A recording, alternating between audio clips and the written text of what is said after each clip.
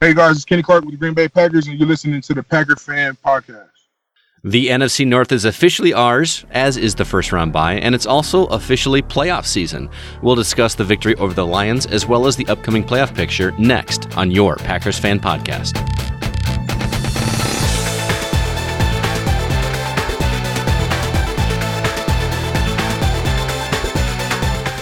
We are your Packers Fan Podcast, the show created by and for your Green Bay Packers. Me, I'm Wayne Henderson. Happy New Year to you and yours. With my 2020 vision, it looks like there might be a chance we can say your 14-time NFL champion Green Bay Packers one of these days, hopefully very soon. And I'm Scott Clark, and this is the 198th edition of Packers Fan Podcast, recorded December 30th, 2019. And I don't know how many more of these heart attack-inducing games I can handle, Wayne. This was definitely a nail-biter for sure. How about you? Exactly. But it comes to seem lately that when we play the Lions, we might as well not take the lead to the last play of the game and wave bye-bye. Pretty much. On this edition of Packers Fan Podcast, we will discuss the Packers finishing the regular season 13-3, hallelujah. Also, our bye week is secured, so of course we'll talk about the playoffs. And we'll have the results from our weekly Twitter and Facebook poll question. As always, we share your great listener feedback. In fact, you really brought it this week, dear listener. Thank you. Stay tuned for that. There's a lot of it, and it's all awesome. We also have the episode show notes at PackersFanPodcast.com and in the details area of your podcast player. So it was not pretty. Hashtag ugly win or win ugly. Highlights from the Packers victory in Detroit. The main highlight for me, J.K. Scott. I love how our punter is always like our biggest highlight that we've got. It just kind of cracks me up. And I feel like for the first half of the game, he was definitely our MVP because he was the only one that was doing his job 100% correctly for the first half of that game. True. And for that reason alone, he comes to mind right away. Yeah. Well, plus his last name is Scott, and I'm just always on your brain, Wayne. Yeah. But also, let's talk about Blake Martinez, because he had, not only did he have a great sack, but then he had an interception in the second half of the game, which was definitely the turning point of the game for us.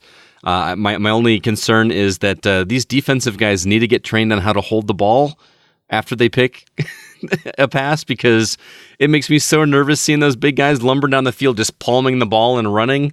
I don't know what that's about. Totally understand, Scott, especially when the game is already a nail biter. The heart palpitations are going, and then we've got him. He gets a great interception, and then you get extra nervous. So it's all par for the course. And another guy who's kind of a highlight, in my opinion, this game, Jimmy Graham. He started the game pretty rough. He missed a catch and this, that, and the other. And then people were just roasting him on Twitter like there was no tomorrow. Mm-hmm. And then he made a few very positive plays to help get us back in the right direction. So for that reason alone, Jimmy Graham gets some thumbs up for me this week. Yeah, he got a lot. He deserved a lot of that flack in weeks past. I don't think this week even his drops were necessarily his fault. Maybe one of them was, but there was some questionable throws. Yes, that, I don't really expect him to make those grabs. But yeah, this week I don't think he deserved all the crap that he got. But yeah, he had a good game. Hey, if in a few weeks, if he's hoisting the Lombardi Trophy, guess who gets the last laugh? Exactly. And speaking of the different halves, let's talk about the successful halftime adjustments, because that was definitely a deal breaker this game. It looks like we're back to being the third quarter team again, maybe even a fourth quarter team. That was always our MO when I was a teenager growing up, is we'll always come back in the third quarter. That's what's going to happen. Brett Favre is going to bring us back. And I feel like that's what we're doing again. I just don't know why it's got to be against the Lions that we're doing that. It should have been like the 49ers or something. I just think it's a case of the Lions know how much they are disrespected, and this was their chance to really prove something. And they did prove a few things. I believe you even told me that the Lions give up the most fourth quarter leads of any team in NFL history, right? Yeah, that was my my silver lining when things started looking stacked against us in that first quarter. Is, hey, you know, this could happen again. It's happened in the past, so we've got a shot. And I think you had a little bit more faith than I did, but holy cow, it was nice to see them pull it off. I never give up. Never, never, never. I know, man. I wish I had your faith all the time. Until it's like 3 minutes to go in the game, and for whatever reason, if we were down by 27 points, then I'd start to think, wow, it's going to take more than a miracle. But there were quite a few lowlights as well. Yeah, I mean, how did we let the Lions get away with that trick play early on, letting them throw that touchdown pass to Blau? Is that how you pronounce his name? Is it Blau or? I believe so. Blau? But I know that it caused me to start pulling my hair out early in the game. I didn't. Well, he's a quality quarterback. I know he's third string and all that, but he is, even weeks before this one, he's looking really solid. Like he could be in contention for starting with the Lions next season. Could be. But yeah, he's third string, and this is a team that's sitting on only 3 wins on this season. How do you pull? He was wide open on the left side of that end zone. It was just ridiculous how wide open he was. Yeah, I just don't know. The whole play looked like it was happening in slow motion. I was like, "There's no way we can." Touchdown! That was very frustrating. And we're instantly in a hole, digging out for the rest of the game. Another low light was just the injuries. Some of them were not major, and some we're waiting to hear if they're going to turn out to be major or not. But center Corey Lindsley goes down. Kevin King and Brian Balaga got banged up a bit. Alan Lazard got banged up a little bit as well, and I blame field turf for that one. Jones suffered a hand injury. It didn't keep him out of the game for all that long. That one's another one I blame on field turf. I don't think it would have been as serious playing on grass. And all in all, it just makes me even more thankful that we have a bye week. I'm with you. We definitely need the rest, especially because we had a shorter week this week. Granted, it was only by 1 day. But still, we need the break. We need to get healthy again. But at the same token, it makes me a little nervous because last time we had a 2-week break was when we played San Francisco, and we all remember how that turned out. So hopefully they take advantage of the break this time and still keep practicing and get back to fundamentals. That's really what we need to do because some of those fundamentals are making me a little nervous going into the playoffs. But yeah. I'm trying to get some of that positivity from you in because I need that going into the playoffs for sure. How's this for positivity? Yes, coming off our bye week in the regular season and going to Frisco and getting trounced in an embarrassing fashion was not in the plan at all. This time, there's so much on the line. I think that'll make a big difference. But also, after this break, we're not going to California. We're staying at Lambeau, so we're going to be just fine. For at least 1 week, yes. We'll see what happens after that, but it's going to make for an interesting wildcard weekend for sure. And another low light is the penalties. Man, we just had so many yellow flags thrown at us. It's getting frustrating. We did have some in our favor, though. I might disagree on this one, but I think we did get away with the one where the Lions were penalized for tackling Rodgers when he rushed. It was one of those plays where when it initially happened, it looked like he got creamed and helmet to helmet or something like that. But watching it in slow motion, it looked like a legal hit. I think we might have gotten a gift. What do you think? I don't know. I mean, it's that these top tier quarterbacks like Aaron Rodgers, Tom Brady's, what have you, and the refs know that if he's running, he is smart enough to know that he's going to slide. So it wasn't a matter of if Aaron Rodgers is going to slide. It was a matter of when. And so the defenders had every opportunity to be prepared and to pull up. And I don't think they pulled up soon enough. And so I will take those yards this time. Oh, I took them. I gladly took them. Oh, okay. That's for sure. You're not trying to give them back. Oh, no. I mean, were there other ones that you thought were questionable that you thought weren't deserved? No, that's the one. I had a feeling that would be the one we would discuss briefly here on the show. Yeah. But holding penalties just drive me crazy, especially when we get a good play and we got to get it called back because, something that didn't have anything to do with the play happened at the line of scrimmage, which, granted could have kept somebody from getting to the quarterback. Sure, I get it. But those are the most frustrating for me. Are those it's a holding call even before you see the signal. Even if you didn't see the hold, that's a holding penalty. There's probably a hold on every single play. It just depends on how egregious and whether or not the refs see it or not. Oh, agreed. Well, they do need to work on that during this bye week for sure because the penalties, ridiculous. One thing that's not ridiculous in any way, shape, or form is the great listener feedback. We've got a lot, and there are things to listen to and talk about. So let's see what happened when folks gave a call to 920-3-PACK-GO. 13-3. Thank you, Crosby. Go Pack, go, man. Jared from Ohio. Win ugly is definitely the slogan, at least has been this whole season. I don't want to sound like a broken record. A win is a win. However, we cannot let any semblance of the first half play from today rear its ugly head out in the playoffs, especially against especially against teams like the Saints, or again, if we play the 49ers again. That first half play cannot come out again at all. But second half, was definitely, the game was a tale of two halves for sure. Definitely looked a lot more what we look like in terms of playing to our potential. There was a stat up there at one point where it said Rodgers had thrown to 10 different receivers, so I definitely love the fact that that he was sharing the wealth, or at least attempting to.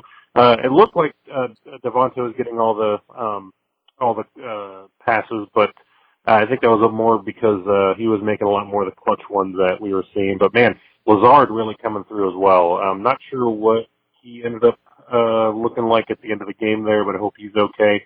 But overall, in terms of more specific stats, defense really held it together for us. Zadarius, even though he didn't have the huge sack day that he had last week, he was still in his face the whole time.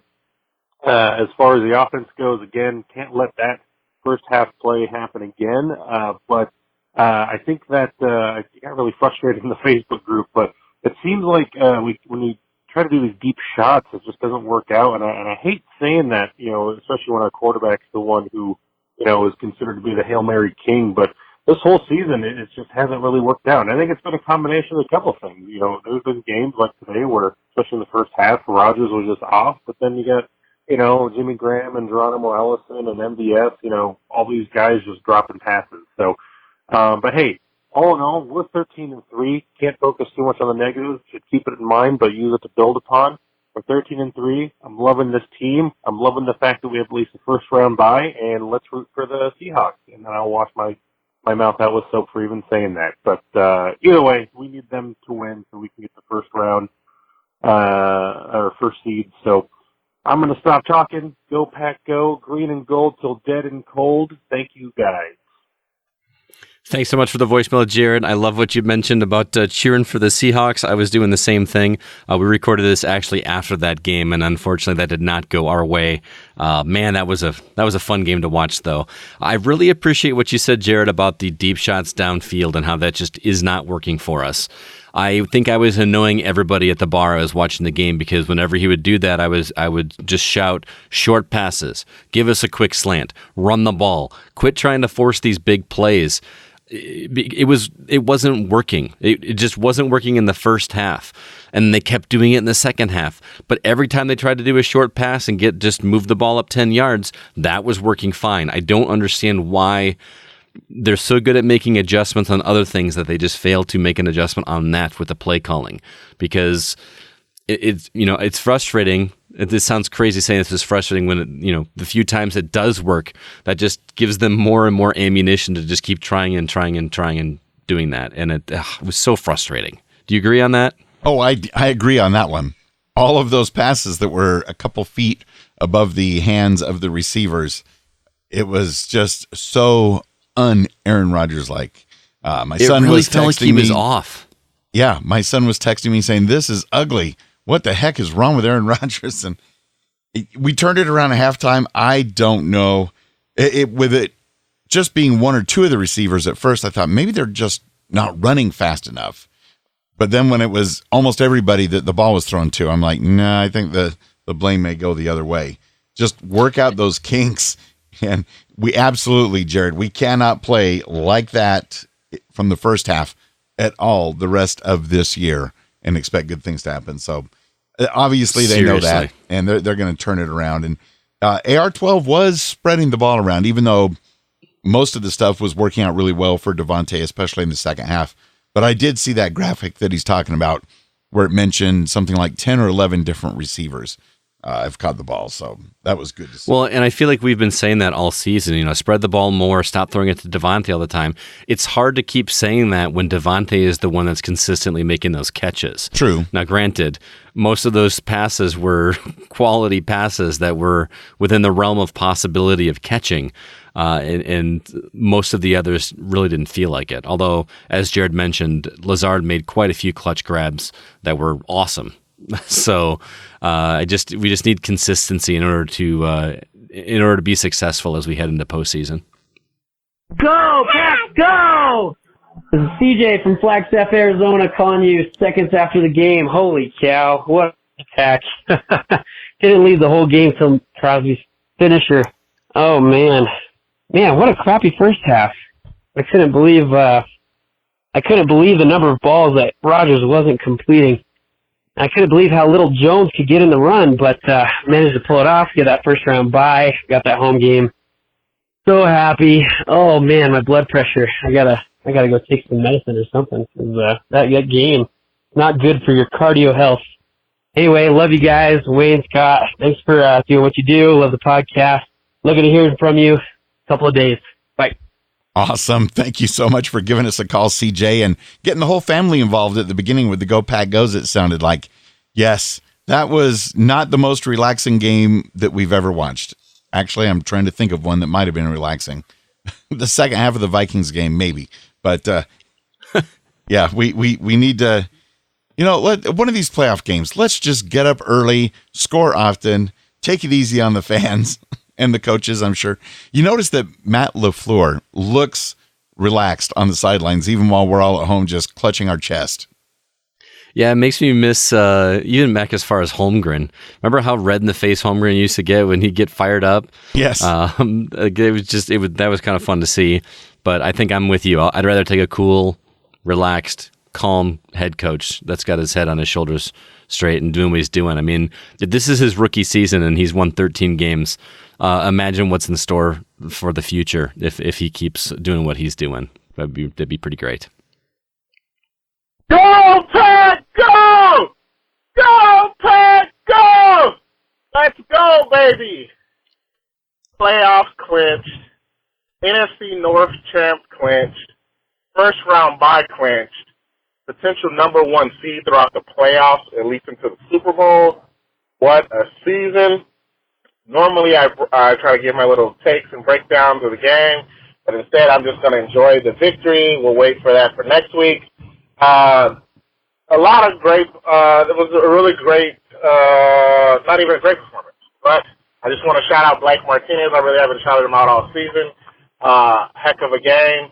But I've said it pretty much since the second half of the season. If it's ugly, if it's close, if it feels like you're about to have a heart attack this game, then we've got it in the bag because we don't like to win pretty. We don't like to let the fans be comfortable. So that is going to be our pretty much issue throughout the playoffs. Get your heart medication ready. But green and gold till I'm dead and cold. Love the podcast. Very, very, very happy for this win today. Incredible comeback. Oh, my goodness. All I can say is excited for the playoffs, excited for the bye week. Go, Pack, go. Green and gold till I'm dead and cold. Andre in L.A. I don't know how Andre tops his Go Pack Go every week, but he somehow manages to do it. Thanks so much for the voicemail there, Andre. I love what you said about just enjoying the victory and not necessarily even breaking it down. I think that's what I need to work on doing is just enjoying it, soaking it in. We're 13-3. We're going to the playoffs. That feels good. And I also love what he said about if it's close, we've got the win. That's the mentality we got to have, and that faith that we've got to keep as we head off into not the first round, but the second round of the playoffs. Since we do get that bye, I'm looking forward to seeing what happens. But my heart already. I think you even texted me during this game when it looked like we might tie, and you said, "I don't think my heart can take overtime right now." And I was with you. It's true.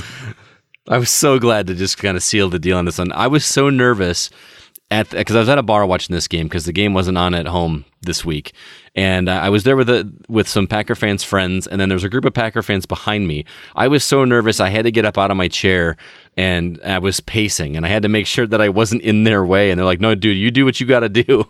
And I stood up for the rest of the game in that last like 7 or 8 minute drill, whatever it was, and it was very nerve-wracking for sure. But thank goodness we pulled it off. Yeah, because we know the Lions have gone to overtime at least once this season, so that's kind of in their MO, and I was worried, overtime. We just need to get this done. Mm-hmm. Get to that bye week and get it done, and we did. So, awesome stuff, Andre. Hey, guys, this is Mark from New Lisbon. The Packers just won. It wasn't pretty, but who cares?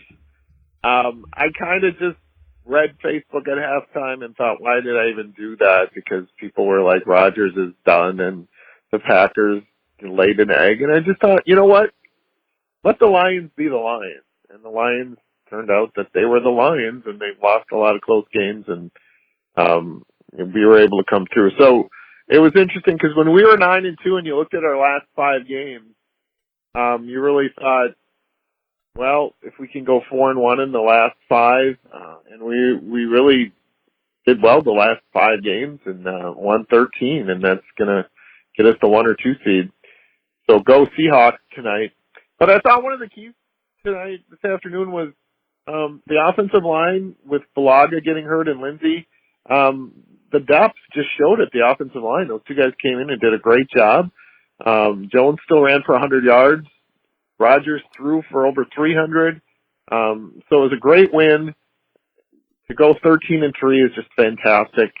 And next week we'll, have a bye week. We can get everybody healthy, which kind of was one of the keys this year, just staying healthy. We were one of the healthiest teams this year. And to see 12 on the field all year and all 16 games was great too. And I also like today that Crosby missed the kick early, but was able to redeem himself and make the game-winning kick. I love Mason Crosby. He lost his sister earlier this season. And so what a great way for him to finish the season.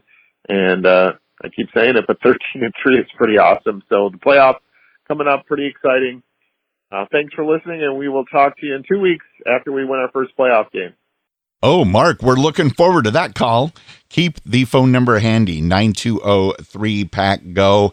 Checking Facebook at halftime. That was a mistake, right? Yeah, I mean, I understand the frustration reading Facebook comments and stuff like that, but you got to understand that we have all been fans of Aaron Rodgers for so long, and one of the things with him is that he is almost always consistent. This is the first time that we feel like he's not. He had a perfect quarterback rating earlier this season. True. And then he had a game like today. So we can't expect perfection from the guy all the time. I'm not ready to throw him out like a lot of people are. Exactly. That's bonkers. Yeah, he's still a top-tier quarterback. He's still solid. He's just not solid gold right now. And we've got to be patient. And either way, he's the leader of the offense. Mm-hmm. Absolutely. Even when he's not as accurate as we want him to be, he's still leading the team. And the fact that the Bears and the Vikings didn't break him this season like they did the past 2 seasons, and we had Aaron Rodgers all season, is the main reason that we are 13-3. Him and a lot of the team staying healthy until yesterday when a few people really got banged up. Yeah, I agree. And I like Mark's comment on that about how we have been a healthy team this year. The one thing I would like to see from Rodgers, and this is just a personal thing probably more than anything, is I would like even just one time for when he throws one of these short passes or overthrows a pass that he has a look on his face that says, "My bad, guys," instead of, "What did you guys all do wrong on that play?" Because that's the feeling I get, and I can't read his mind, and maybe he's just thinking, but he never has this look on his face like, "I made a mistake." You always get the impression from his body language that somebody else made some kind of mistake. Well, dude, you overthrew the ball. He especially who was he throwing to? That dude is not that tall, man. You gotta throw him at their height. So that's key. I better write that down. That'll come in handy.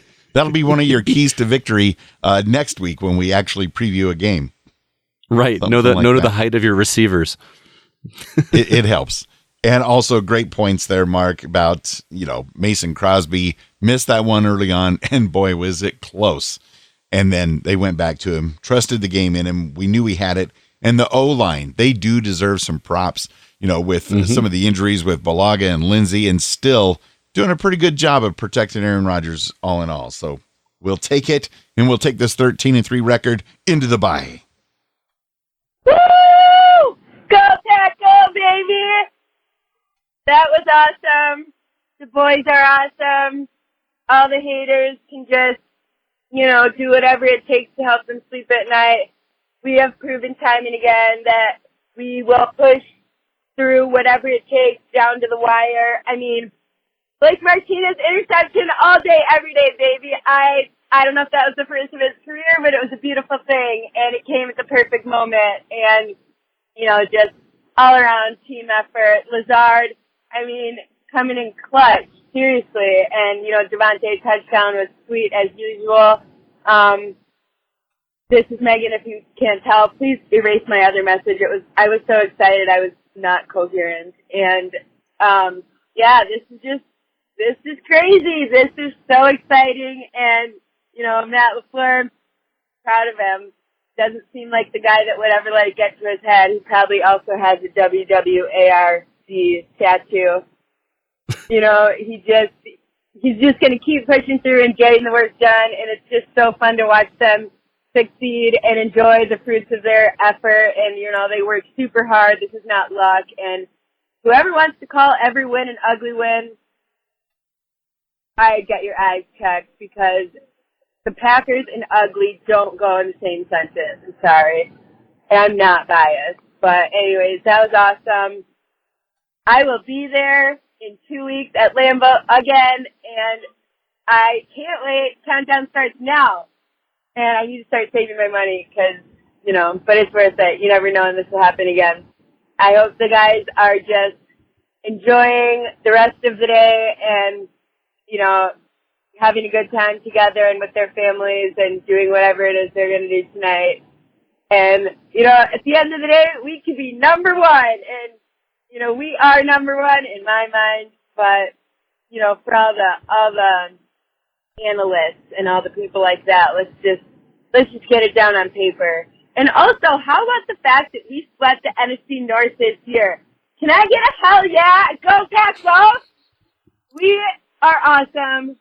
That's all I have to say. Green and gold time, dead and cold, and beyond, forever. Love this team. Love the podcast. Can't wait for next week. Just kidding, not next week, because we have a bye! Woo! All right, I'll miss football, though. It's kind of sad, but anyways, go Pack, go! Wow, energy.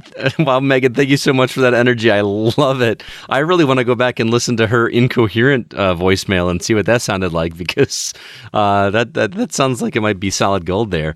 I love that she mentioned that we swept the North. That's the first time we've mentioned it this podcast. That's huge, man. That's 6 games in our division. We did not lose, and we had a pretty tough division. We weren't in the division with the Cowboys and the Eagles this season, where one of those teams is going to come out on top with barely over 500. We had some solid teams, the Vikings and the Bears. The Lions' record was poor, but they're a better team than their record shows. So the fact that we were able to do that for all 6 games, that is definitely something to be proud of. So I love absolutely. That. And thanks for bringing that up, Megan. Sweeping the North, it's been a few years. And during the game, because you were at the bar, you probably couldn't hear what the announcers were saying. But at one point, they were talking about the fact that the Lions have had the lead at least once in every game this year. And yet they still ended up with only, 3 victories? Right. So they always get the lead. They just don't hang on to the lead, which is actually the most important part. Yeah. I also am a little jealous that she's able to go to the divisional playoff game. Wow. I really wish I could be there. I have a coworker that actually was at the bar when I watched the game yesterday, who actually has season tickets, and I forgot to ask her if she was going to go to the game, because that would be, inquiring minds need to know, man. You know what I'm saying?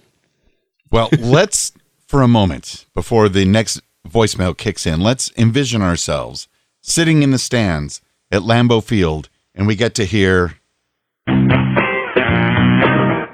Pack! Go, Pack, go!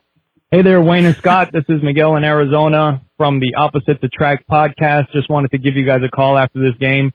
Man, it feels great to finish the season 13-3, especially after the previous seasons that we've had where we were let down. But man, the Packers have been doing great, or at least they finished with a great record. But now we're off to the playoffs, and I wanted to see if I can get your guys' opinion on a couple things.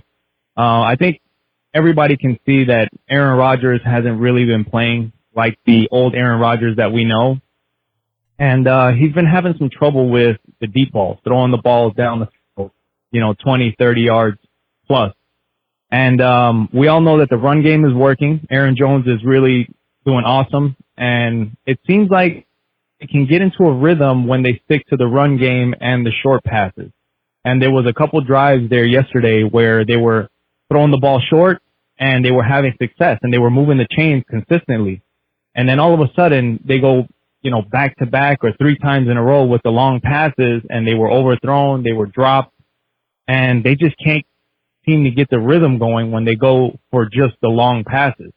So I wanted to get your guys' thoughts on that. I think maybe we should just stick to the run, stick to the short passes, and then every once in a while when the opportunity presents itself, throw the ball long. Or, maybe the long passes when they're going across the field instead of just going straight down the field, because it seems like it's a lot harder to catch the ball when it's coming over your head as opposed to like getting the ball thrown to you when you're running across the field.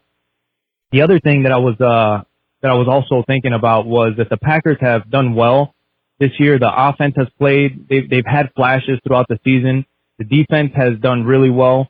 But I can't really remember a game where they put it all together, where the offense and the defense both played great on the same night. And now we're going into the playoffs and we're going to be playing, the Saints or the 49ers, the Seahawks. We'll maybe have to play the Vikings again. So in order to beat these teams, I think we're going to have to put together a complete game. And especially if we make it to the Super Bowl and have to play somebody like the Ravens, the offense and the defense are going to have to be firing on all cylinders. But those are just my thoughts. I wanted to see what you guys thought about it. And you guys have an awesome podcast. I listen every week. And as always, go Pack, go. Miguel from the Opposites Attract podcast, thanks so much for calling in. And thanks for the kind words about listening every single week, bringing up excellent points. Why, when it seems that the team can get into a rhythm when we establish the run game, why do we so often give up on the run game before we find that rhythm, Scott?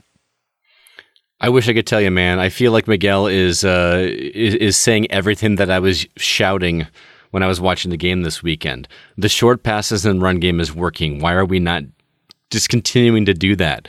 I like that he brought up, we're doing it sometimes 3 times in a row. We had a 3 and out, and we're all 3 deep balls, every single one of them. But I felt like, and I don't have the exact stat in front of me, but I felt like 85% of the passes under 10 yards were successful. Not all of them got us a first down, but they were almost all of them yielded positive yardage that got us at least close to a first down. Keep doing that. That's I feel like when we're at our best. That drive we had where we scored in the 3rd or 4th quarter, it was little by little. We had maybe one play over 30 yards or something that definitely was nice, but it was just taking the field yard by yard and working our way down, running down their defense is what works. I don't know why they just kind of keep avoiding that possibility and those play calls, because it works. I understand it's hard to argue when we won the game, but we should have won this game by way more than 1 field goal. For sure.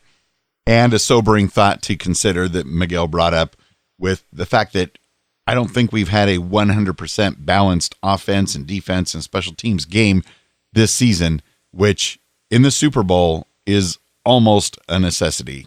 Especially if we do make it and we go against the Ravens, like you mentioned.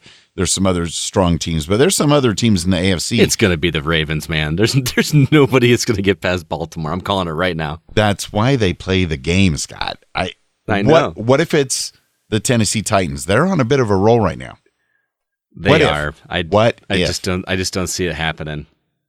I just don't see it happening. Tell you what, since it looks like you're going to win the Culver's bet, how about I sweeten the deal? If the Ravens don't make the Super Bowl, I'll throw dessert in there, some frozen custard on top of the cheeseburgers and cheese curds. How about that? It's tasty, and obviously the odds are that the Ravens are going to represent the AFC in the Super Bowl with good reason. Barring an injury or a bum game or just some really inclement weather that makes them really change their game plan, it's probably going to be the Ravens.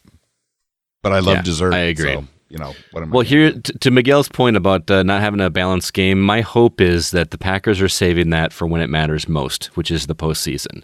When we play whoever we're going to play in 2 weeks, that's when we're going to have the offense and defense clicking at the same time in the same game. That's when we get our balanced game because we need them to win there the most. I'm keeping my eyes peeled. I'm ready. Let's do it. Well, let's go ahead and move on. We got some emails. Our first one comes from Steven. He says, Steven, checking in back on the email side from Palos Park in the south suburbs of Chicago, and a very quick trip to Seattle. I was only in Seattle area for less than 24 hours after a family loss, as my half-nephew was in a car accident while working on duty as a deputy police officer. He was a good Christian man and would always pray and keep his Bible in his police car. And of course, this stressful game was not what I needed, being in the air on an airplane, being fervous with a game. Luckily, nobody on the plane thought I was suffering a heart attack. I see this as a duplicate of the game we had played against the Lions at Lambeau. Just like how Home Alone 2 Lost in New York is pretty much an exact duplicate of the first Home Alone movie, and with 3 seconds left, the Packers got a field goal to win 23-20. For the first time in a lot of seasons, we have swept the division. What a way to finish Coach Matt LaFleur's first season with the Packers head coach finishing 13-3. Do you have a date yet set for Culver's payoff? Can't wait to hear what you thought about the Packers game and to see what the next podcast will be since we have a first-round bye. So will there be a podcast for the bye week of the playoffs? Steven, is it Verheeren? Am I pronouncing that correctly? You're pronouncing it much better than I do. So, all right. Well, first off, Steven, sorry for your loss. Absolutely. I apologize you had to go through that. Our hearts go out to you there, but glad that the win was able to hopefully make you feel at least a little bit better. I guess that's a question for Wayne, though. Are we going to be doing a podcast next week with no game? We're going to keep rolling, or what are we going to do?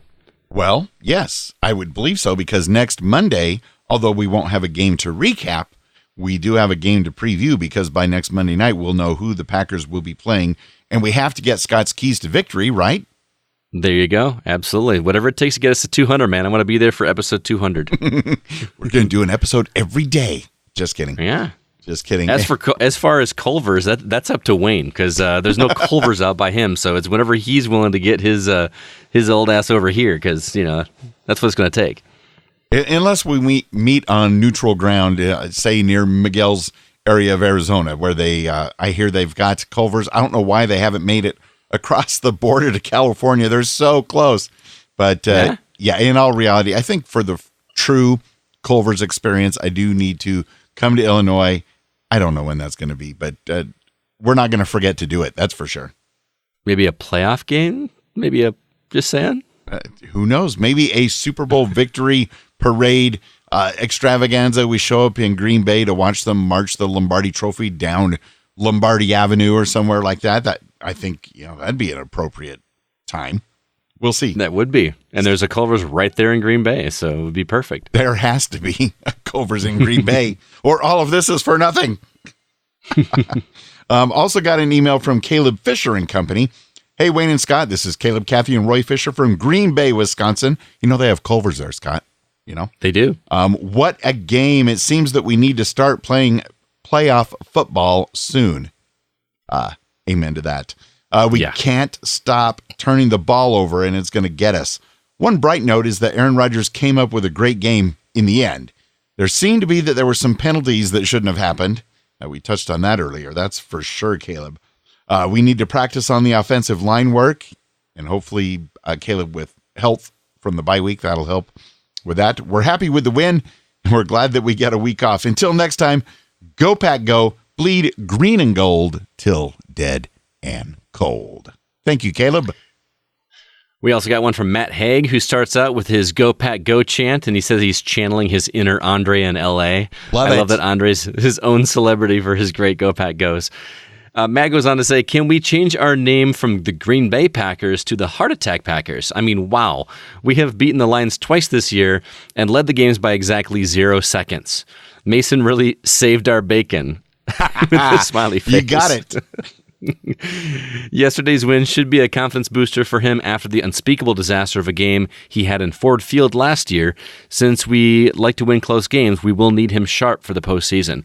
It's amazing that we are undefeated in the NFC North this year, one of the most competitive divisions in the league. 13 wins is our best since going 15-1 in 2011 as defending Super Bowl champs when we went 10-6 in 2010. Oh, and we have a new head coach, new offensive scheme, one true veteran receiver, and a slew of other new guys. Praise St. Vince for Aaron Jones and Alan Lazard. The duo may have been the biggest contributors to the victory. Devontae had a strong performance as well and ended his season 3 yards short of 1,000 for the second time in his career. He also ended 2016 with 997 yards. Rodgers just looked off for most of the game, minus a few great throws. Thankfully, the late-game interception was basically a big punt that didn't take much time off the clock, and our defense was able to get the Lions' offense off the field in under 20 seconds so we could come back and win the game. Wayne and Scott, what do you attribute Rodgers' seeming inaccuracy to? He's had good games, but still so many throws are too deep, too short, or behind his receivers. Here's to a happy new year full of Packers victories and a Super Bowl win. Matt in South Carolina. That is great stuff. And channeling his inner Andre in LA with his Go Pack Goes at the beginning. That was well played, my friend. That is so many great points in there. And Devontae coming up so close to the 1,000-yard season twice now. Yeah, 2 years in a row. That's kind of crazy. As for what we're going to attribute Rodgers' inaccuracy to, all I'm going to say is, man, he is human. We can't expect perfection every single week.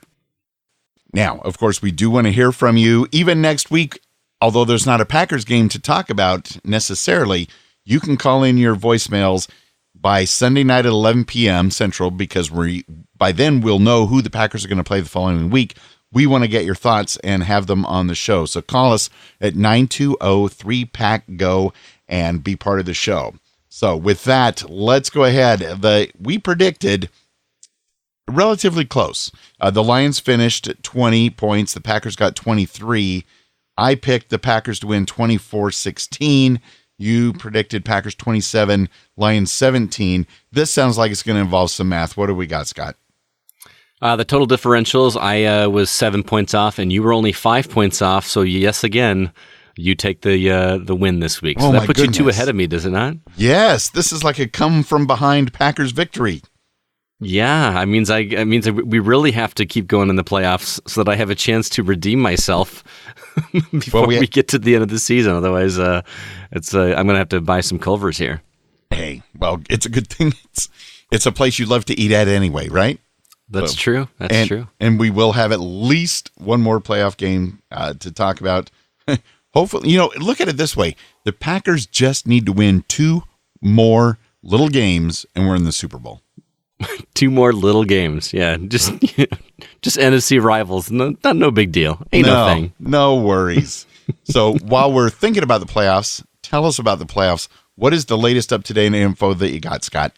Well, like you mentioned, we don't know who we're going to play yet, but here's what's going to happen this coming weekend, which is Wildcard Weekend. Let's start with the NFC. Both the Niners and the Packers have byes this weekend, so they get the week off. Yeah, thanks, Seahawks. Oh, man. We'll get to talking about that here in just a minute. That game, holy cow. Anyway, the Saints are going to be hosting the Vikings at noon Central Time on Sunday.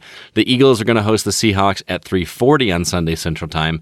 And then depending on what happens, the Packers will host either the Saints, Eagles, or Seahawks, depending on what happens with those 2 games. As far as the AFC, both the Ravens and Chiefs have byes, and then the Texans will host the Bills at 3:35 on Saturday Central, and the Patriots, I love that the Patriots are hosting a wild card game for the first time since 2009, by the way. Wow. They're going to be hosting the Titans at 7:15 on Saturday evening Central Standard Time. And then the Packers will be playing on Sunday, January 12th at 5:40 p.m. Central Time at Lambeau Field. And as mentioned, we don't know who yet, but we will keep you abreast of the situation as soon as we figure it out. That is an odd time. Once the playoffs get here and games start at 5:40 Central. Mm-hmm. Wild Card Weekend, though, is one of my favorite weekends of football because you get football Saturday and Sunday. and it's almost always great games to watch because it's people vying for these spots, and it's great. And it's not like you have to flip back and forth between different games. You just get to focus on that one game. You're not worried about fantasy football scores. You're just watching the game for the sheer sake of watching a great football game, and they almost always deliver. I can't wait for that weekend. Yes, myself included, because of those exact reasons. And there's so many storylines that tie into them, because obviously Saints hosting the Vikings could be a bloodbath for the Vikings, especially since the Saints want revenge on last year's debacle that they call the Miracle in Minnesota or whatever it was. So they want to make sure that doesn't happen again. And of course, the Vikings know the Saints want to make sure that doesn't happen again. So the Vikings are going to try to make sure it happens again. So that's going to be super interesting. The Eagles hosting the Seahawks. Who would have thought the Seahawks would be on the road? They were so close to having a home game. Texans hosting the Bills. I keep forgetting that the Texans made it to the playoffs. You know, with J.J. Watt being injured almost the entire season, it's just amazing that they made it. Yeah, and I'm very happy for him. It'd be interesting to see how that goes. I'll be the first to admit I don't follow the AFC quite as closely as I do the NFC, for Packers reasons. But I don't feel quite as well versed. But they'll still be entertaining games to watch for sure. And the Titans are on a bit of a roll, and if they could knock out the Patriots, that'd be nice. Thank you very much.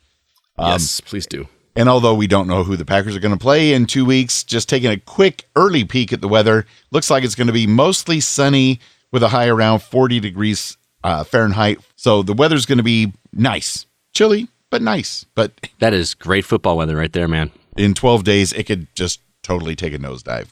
Oh, yeah. It's Wisconsin, man. And if you don't like the weather, just stick around. It'll change next hour? Oh, for sure. Okay. And although we don't get to choose who the Packers get to play, I wanted to find out who the listeners hoped that the Packers would play at Lambeau Field for this first playoff game after the bye week. And the voters came in with 66% picked the Eagles as the team they want us to play that first week. 16% said the Seahawks, and 18% said the Saints. How do you feel about it all?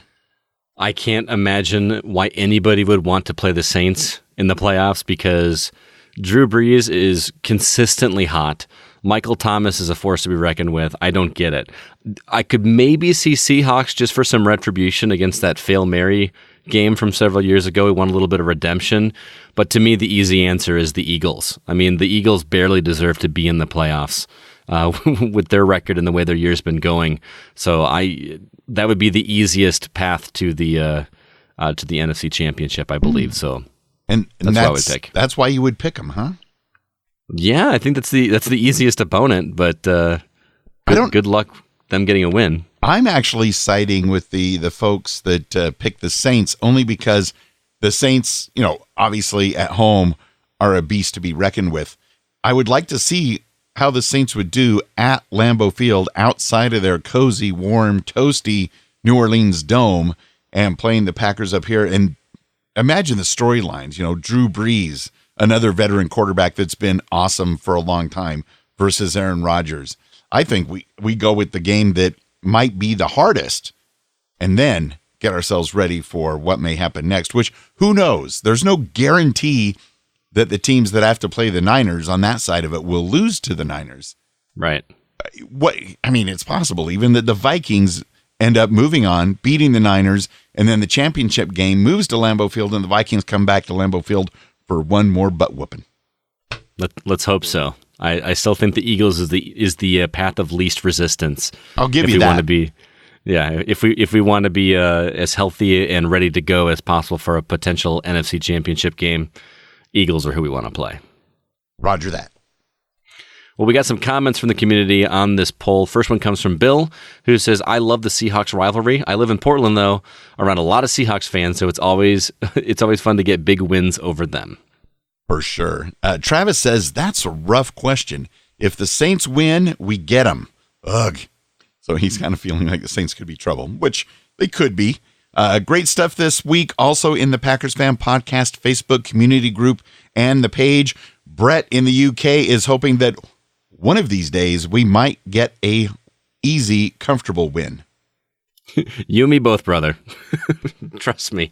I'd love to be able to just sit back and enjoy a thrashing instead of what we've been getting. Marty also had a comment and said, wow, what a ride. That second half was something else. Money man Mason Crosby saved the day again. Clock management was crucial at the end. Hats off to the whole Packer coaching staff, as it was a win with many hands involved. Go Pack Go. And then, of course, his football and green and gold heart emojis. Another comment that included green and gold heart emojis and a football, Dawn, a.k.a. Granny Cheese, said, wow, just wow. And Kim in Texas says, Heart Attack Pack is right. Yeah, they've earned that name this season more than ever before. I agree. Peter in the UK threw in a comment and said, well, we aren't allowed an easy game, are we? I mean, would it be a Packer win if it wasn't ugly and have us no heart attack? You want the key to us winning the Super Bowl? Rodgers pulling his finger out and playing like we all know he can. We have the ability, we are capable of winning it all, but we could just as easily get blown out, such as the inconsistency of our play this year. We are due a few easy wins, but I suggest Packers get some much-needed rest. Our hearts are going to need it. Go, Pack, go. And I actually agree with him quite a bit. We need to be consistent if we're going to have a shot in the playoffs. Bring it on. And Mike brings up an excellent point. With how the season has gone, are we really in a place to complain about a bad game? I mean, the team is still playoff bound no matter what. Yes, it would be great to have the playoffs go through Green Bay, but with how the last 2 years have been, I'll take this over not being in the playoffs any day. That's a really good point. I had a couple more comments. First one comes from Lofia, who says, Pettin made sure his defense did their job and got them ready for the second half. Aaron Rodgers just simply said, to heck with it, I'm just going to throw it to you. And then Janelle also said, I lost my voice on the Jones run there at the end. Ha, ha, ha.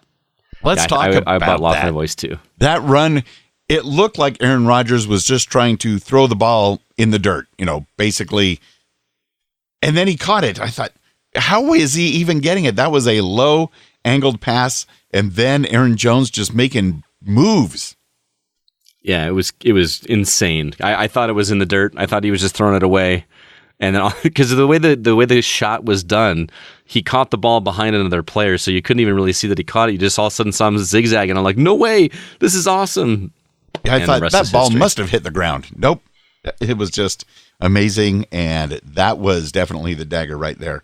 Be sure to join the Packers Fan Podcast Facebook community. Be part of the conversations at packerscommunity.com. Some of the other recent posts you'll find include a screenshot of former Packer James Jones from before the season started, correctly predicting the Pack would go 13-3. Yeah, he didn't. He did call the right numbers, but he had us losing to the Giants. He had he didn't have the games quite right, but he did get some of them though. He did pick that we were going to lose to the Chargers, and I thought he'd gone over the line that time, but he knows. Yeah, he knew. Also, we've got our weekly post to discuss the game as it happens and more, all at PackersCommunity.com. Before we head out, I want to talk some general NFL chatter. First off, nice work by the Vikings to lose our last two games before going into the playoffs. Wow, momentum, right? And well, the game didn't matter to them, right? I know, but still, 2 losses in a row before going into the playoffs. That's not the optimum way you want to go. And the Patriots losing to the Dolphins and lost their chance at a bye week. You alluded to it earlier, but I need to echo it because that's awesome. It's been a long time. I wish I had a video of my wife watching the box score for that game while we were watching the Packer game, because she was giddy with excitement with the idea of Miami beating New England. She was so excited. There's 24 seconds left. It's going to happen. It's going to happen. And then they showed the stat on the TV before her phone updated, and we just saw it was a really good time. And how about that San Francisco-Seattle game coming down to the wire with a final play botched by poor clock management? That was the most ridiculous thing. I really thought that Russell Wilson was gonna pull that off. It was like, all right, this is gonna happen. All he's got to do is get 1 yard, and then they got a delay of game. How do you get a delay of game when you're on the 1 yard line and all you got to do is get Skittles in there to run a touchdown? That was so frustrating. Especially since that is the reason you brought Marshawn Lynch back last week. Yeah. Was for that exact play. That was as big of an oops as, was it the Super Bowl when they had a chance to win it and just have Marshawn or somebody run it in, and instead they throw a 2-yard pass and it didn't work, and then Patriots won. It was ridiculous. And that was frustrating. But on the very next play, they were ripped off. The Seahawks were ripped off. There was blatant pass interference happening there in the end zone. Why the refs couldn't take a little look and then throw the flag even after the fact, because that was pathetic. That was terrible. And I agree with them. They got ripped off. At least they are still in the playoffs and have a chance to take a path to get revenge against the 49ers. But that would be amazing. But you're not wrong. That one was so blatant and so obvious. I get upset a lot when penalties don't get called in our favor, but that one just made me so angry because how do you not call that? He was wrapped up around him like crazy, was not looking at the ball. That's really frustrating. And of course, this is early on what they call Black Monday, the day after the season ends. Already the Giants and Browns have fired their coaches. More are sure to follow. No word on the Cowboys just yet. I wonder where Packers former coach Mike McCarthy will end up. I hope he ends up somewhere because I really did like McCarthy. I think he will. He seems on the surface like a Browns guy, but if they still keep the same GM, I don't know if that'll give him much room for success. But then again, the GM in Dallas isn't, Anyway, the NFC North, the season's over. The Packers 13-3. The Vikings 10-6. They're still in the playoffs, but still. Bears 8-8, and the Lions 3-12-1. Better luck next year, Lions. So, besides waiting for the Packers to play football, New Year's Day is just a day or two away. Doctor Who is back on BBC and BBC America. Be sure to watch Doctor Who. This season looks like they've got the thing turned back around. It's going to be awesome. And I've got my Don't Blink podcast to talk all about it with Jada Wilkerson. Check us out at don'tblinkpodcast.com and get ready for Doctor Who. Also, if you love to play video games as much as I do, please be sure to check out my other podcast, The Gaming Outsider, which can be heard at the same place you listen to this one. We did take a couple weeks off from our regular episodes, but we've put together some bonus content where we compiled our best interviews and topic discussions over the past year. Plus, our Game of the Year episode is coming up next week, so you won't want to miss that for sure. Our website, if you'd like to visit it, is thegamingoutsider.com.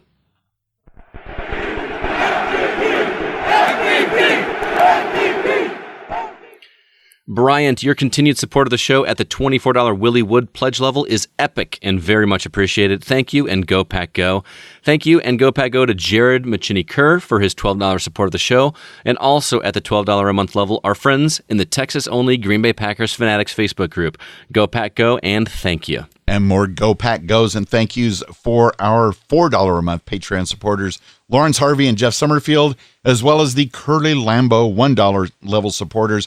You guys rock as well. Go Pack Go to Aaron Peterson from the Hollywood Outsider. I heard you watched the game with Aaron Peterson as well as your wife yesterday. I did. I watched it with Aaron and his wife, my wife, and then a fellow friend of ours who's a Bears fan who got to watch his game too. And some other random Packers fan that just happened to be there whose name was Wayne. Yes, he was wearing a Wisconsin Badgers shirt and was like, he was kind of upset with himself that he didn't wear something Packers. But close. That's what I love about Packers fans, man. You can just run into random Packers fans and just strike up conversations and act like you've known each other your whole lives. I love it. I did that at a couple Rams games a couple years ago. Yeah? Even though it wasn't against the Packers, it was just a random like Rams versus Seahawks, and there were Packers fans there wearing their jerseys. Nice. Always good stuff. Also, thank you to Hank Davis from the TPE network of podcasts, who's getting ready to put out his season finale episode of the Mandalorian Fan Podcast. Waiting for that one. Also, Matt Haig and Joe Christensen. Check out how you too can financially support the podcast at a level to match your budget and even get cool Packers Fan Podcast logo merchandise. Details at patreon.com/Packers Fan Podcast.